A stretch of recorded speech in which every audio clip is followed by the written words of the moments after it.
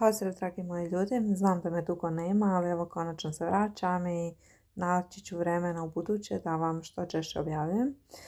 Vi upravo gledate nastavke priče iz Beča i gledate djelić jednog našeg dana gdje smo se uputili u centar grada.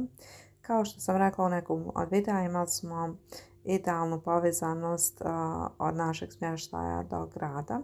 Upravo gledate Karlskirche gdje smo je vidjeli iz trama i sišli u jednu stancu ranije da bi je posjetili. Međutim, ono što nismo znali je da se ulaz u ovu crkvu naplaćuje 9,5 eura po osobi, tako da smo mi izabrali da ipak odustanemo i da posjetimo neke druge katedrale gdje je ulaz besplatan.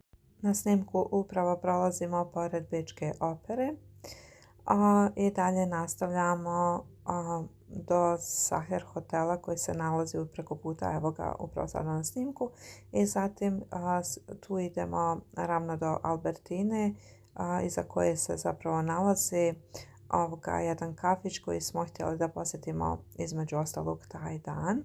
Kafić se nalazi u poleđini Albertine i radi se o Palmenhausu. Ne znam jeste čuli za taj kafić, meni je djelovao onako na snimcima prelijep, ja volim mnogo biljke i zelenilo, on je pun toga.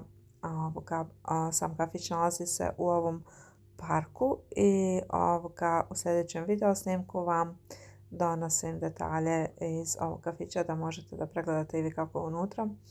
I evo, toliko za danas. Družimo se u novom videu. Želim vam prelijep ostatak dana. Pozdrav!